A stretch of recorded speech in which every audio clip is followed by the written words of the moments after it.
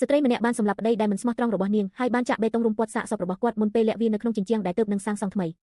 នៅពេលដែលប៉ូលីសបានមកស៊ើបអង្កេតបន្ទាប់ពីប្តីរបស់នាងបានបាត់ខ្លួននាងបានអះអាងថាគាត់បានក្បត់នាងក្នុងអំឡុងពេលនាងមានផ្ទៃពោះហើយបានរត់គេចខ្លួនបាត់ជាមួយនឹងប្រាក់សន្សំទាំងអស់របស់ពួកគេនាងបាននិយាយថានាងមិនដឹងថាគាត់ទៅណាទេមន្ត្រីប៉ូលីសបានឆែកឆេរផ្ទះអស់មួយសន្ទុះប៉ុន្តែមិនបានរកឃើញភស្តុតាងមានតម្លៃណាមួយឡើយចុងក្រោយពួកគេក៏ត្រូវបង្ខំចិត្តចាក់ចេញទៅនាងជឿជាក់ថារឿងរ៉ាវនេះត្រូវបានបញ្ចប់ជាស្ថាពររហូតទាល់តែកូនប្រុសរបស់នាងមានអាយុ4ឆ្នាំថ្ងៃមួយកូនប្រុសរបស់នាងបានហុចរូបថតគ្រួសារមួយសន្លឹកដែលគេបានគូឲ្យនាងនៅពេលដែលនាងពិនិត្យមើលរូបភាពនោះនាងមានការតក់ស្លុតយ៉ាងខ្លាំងនៅពេលដឹងថាមានដៃពីរលេចចេញពីជញ្ជាំងនៅក្នុងគំនូរនោះកូនប្រុសរបស់នាងបានបញ្យល់ថានោះគឺជាឪពុករបស់គេតាមសម្ដីរបស់គេឪពុករបស់គេបានឈរនៅក្នុងជញ្ជាំងសម្លឹងមើលគេធំធាត់ឡើងឬបែបនេះស្ត្រីនោះក៏ក្រឡេកមើលរូបថតអាពាហ៍ពិពាហ៍ដែលព្យួរនៅក្បែរនោះហើយស្រាប់តែមានអារម្មណ៍ព្រឺឆ្អឹងក្នុងភ្លាម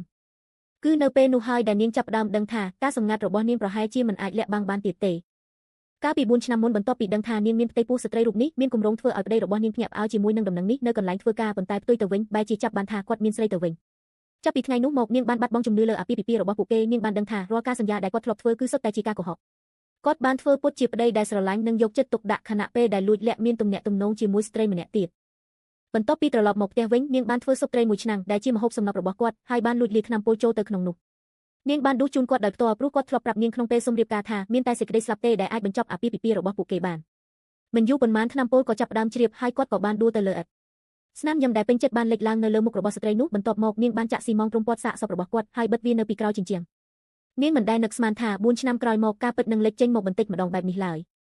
បន្ទាប់ពីកូនប្រុសរបស់នាងដើរចេញទៅស្ត្រីនោះក៏បានពិនិត្យមើលជញ្ជាំងម្ដងទៀតភ្លាមអ្វីគ្រប់យ៉ាងហាក់បីដូចជាធម្មតាដូច្នេះនាងបានលួងចិត្តខ្លួនឯងថាកូនប្រុសរបស់នាងគ្រាន់តែមានការស្រមើស្រមៃហួសហេតុប៉ុណ្ណោះអ្វីដែលធ្វើឲ្យនាងភ្ញាក់ផ្អើលនោះគឺនៅថ្ងៃបន្ទាប់កូនប្រុសរបស់នាងបានប្រាប់នាងថាឪពុករបស់គេបាននិយាយជាមួយគេម្ដងទៀតកាលពីយប់មិញខ្លួនប្រាណរបស់ស្ត្រីនោះញ័រពេញខ្លួននៅពេលលើបែបនេះនាងបានសួរយ៉ាងលឿនថាតើឪពុករបស់គេបាននិយាយអ្វីទៀតក្មេងប្រុសនោះបានឆ្លើយថាឪពុករបស់គេនិយាយថានៅក្នុងជញ្ជាំងនោះងឹតខ្លាំងណាស់គាត់ចង់ដឹងថានៅខាងក្រៅនៅតែភ្លឺដែរឬទេគាត់ក៏បាននិយាយដែរថានៅពេលដែលក្មេងប្រុសនោះធំឡើងគាត់នឹងអាចចេញមកក្រៅបានបន្ទាប់ពីបានឮពាក្យទាំងនោះស្ត្រីនោះក៏ងាកទៅរកជញ្ជាំងភ្លាមប៉ុន្តែដោយរំលឹកខ្លួនឯងថាប្តីរបស់នាងគួរតែគ្មានសល់អ្វីក្រៅពីឆ្អឹងទៅហើយនៅពេលនេះនាងក៏បានអង្គុយចុះហើយសួរកូនប្រុសរបស់នាងតើគេដឹងថាមានមនុស្សនៅក្នុងជញ្ជាំងតាំងពីពេលណាក្មេងប្រុសនោះបានឆ្លើយថាឪពុករបស់គេជាអ្នកប្រាប់ព្រោះរៀងរាល់យប់ឪពុករបស់គេតែងតែហៅគេទៅនិយាយគ្នាជើងរបស់ស្ត្រីនោះស្ទើរតែទន់លែងមានកម្លាំងនៅពេលលើបែបនេះយ៉ាងណាមិញកូនប្រុសរបស់នាងមិនទាន់ទាំងកើតផងកាលពី4ឆ្នាំមុនដោយសារតែកូនប្រុសរបស់នាងស្ថិតក្នុងវ័យដែលកំពុងរៀនសូត្ររឿងថ្មីជាច្រើននាងសង្ស័យថាគេប្រហែលជាទទួលបានគំនិតទាំងនេះពីសាលាម្ដាយនៅថ្ងៃបន្ទាប់នៅពេលដែលនាងជូនគេទៅសាលារៀននាងបានសួរគ្រូថាតើក្មេងបានមើលវីដេអូមិនធម្មតាណាមួយនាពេលថ្មីនេះដែរឬទេឬមាននរណាម្នាក់អះអាងថាជាសាច់ញាតិរបស់ក្មេងប្រុសនោះមកសួរសុខទុក្ខដែរឬទេគ្រូបាននិយាយថាគ្មានតតែសោះក្រៅពីនេះសាលាម្ដាយឲ្យត្រូវបានការពារយ៉ាងតឹងរ៉ឹងមិនអនុញ្ញាតឲ្យអ្នកក្រៅចូលឡើយដើមឡើយស្ត្រីនោះមានគម្រោងទៅសួរសុខទុក្ខម្ដាយក្មេករបស់នាងនៅមណ្ឌលថែទាំមនុស្សចាស់ដើម្បីដឹងថាតើនាងមានចេតនាបង្កបញ្ហាដែរឬទេទោះជាយ៉ាងណាក៏ដោយគិលានុបដ្ឋាយិកាម្នាក់បានប្រាប់នាងថាម្ដាយក្មេករបស់នាងបានទទួលមរណភាពកាលពីខែមុនបាត់ទៅហើយនៅពេលដែលនាងហៀបនឹងចាក់ចេញគិលានុបដ្ឋាយិកាក៏បានខាត់នាងបានពន្យល់ថាមុនពេលស្លាប់ស្ត្រីចំណាស់នោះតែងតែនិយាយពាក្យដែរម្ដាយក្មេករបស់នាងតែងតែនិយាយថាកូនប្រុសខ្ញុំកំពុងហៅខ្ញុំពីក្នុងជញ្ជាំងគាត់ត្រជាក់ខ្លាំងណាស់ស្ត្រីនោះមានការតក់ស្លុតយ៉ាងខ្លាំងបន្ទាប់ពីបានឮបែបនេះដោយប្រាជ្ញាចិត្តស្វែងរកការពិតនាងបានដំឡើងកាមេរ៉ាសុវត្ថិភាពនៅក្នុងផ្ទះរបស់នាងនៅល្ងាចនោះនាងបានមើលការផ្សាយផ្ទាល់នៅលើទូរស័ព្ទរបស់នាងដោយមិនដាក់ភ្នែកឡើយមិនយូរប៉ុន្មាននាងបានឃើញកូនប្រុសរបស់នាងដើរទៅជិតជញ្ជាំងហើយដាក់ដៃលើវាដោយបារម្ភថាកូនប្រុសរបស់នាងពិតជាកំពុងតាក់ទងជាមួយប្តីរបស់នាងនៅពីក្រោយជញ្ជាំងមែននោះនាងក៏ប្រញាប់ចុះទៅក្រោមហើយបានរកឃើញគេនាងបានសួរថាហេតុអ្វីបានជាគេមិនព្រមគេងបែរជាភ្ញាក់ឡើងបែបនេះក្មេងប្រុសនោះបានឆ្លើយថាគេកំពុងនិយាយជាមួយឪពុករបស់គេស្ត្រីនោះស្មានថាគេគ្រាន់តែចង់នៅលេងមិនព្រមគេងប៉ុណ្ណោះនាងបានចោទប្រកាន់គេថាជាអ្នកប្រឌិតរឿងឡើងក្មេងប្រុសនោះបានទូចថាគេនិយាយការពិត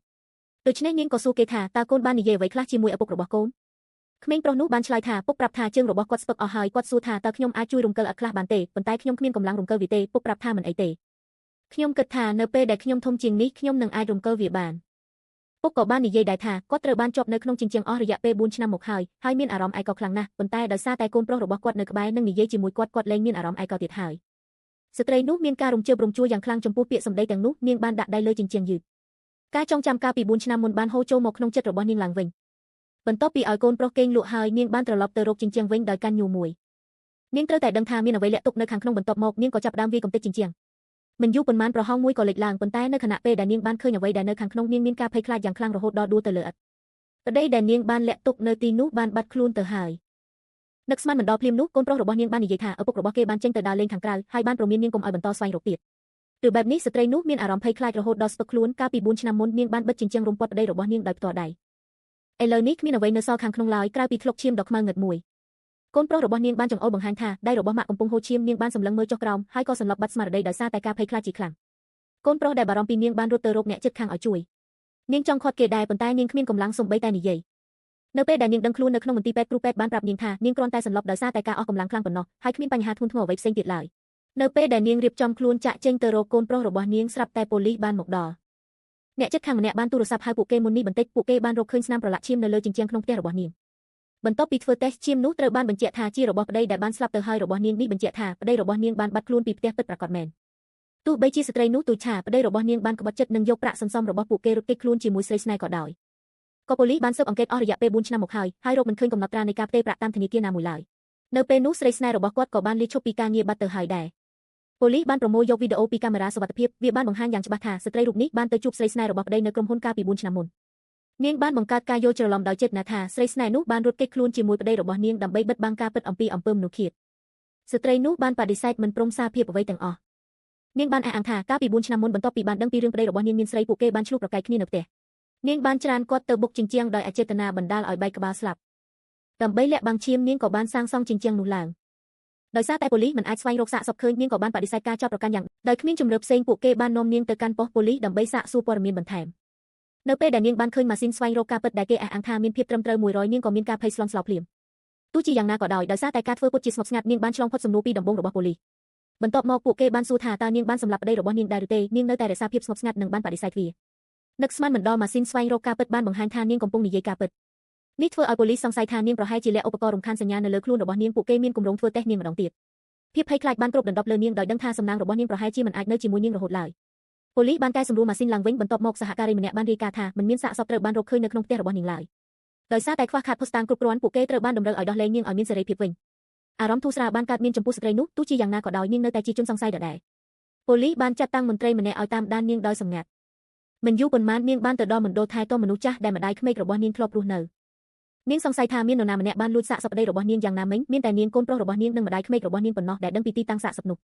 នាងសង្ស័យថាម្ដាយក្មេករបស់នាងបានធ្វើពុតជាស្លាប់ហើយបានខົບខិតជាមួយអ្នកថែទាំដើម្បីបោកប្រាស់នាងដោយរងចាំឱកាសសងសឹកដូច្នេះនាងក៏បានត្រឡប់ទៅប្រឈមមុខជាមួយម្ដាយក្មេករបស់នាងវិញអ្នកថែទាំបានបញ្ជាក់ថាម្ដាយក្មេករបស់នាងពិតជាបានទទួលមរណភាពមែនស្ត្រីនោះដោយសារតែមិនដែលបានឃើញលិខិតបញ្ជាក់ការស្លាប់ក៏បានបដិសេធមិនព្រមជឿឡើយនាងបានបង្កចំនួននិងគំរាមប្តឹងមណ្ឌលថែទាំមនុស្សចាស់នោះទៀតផង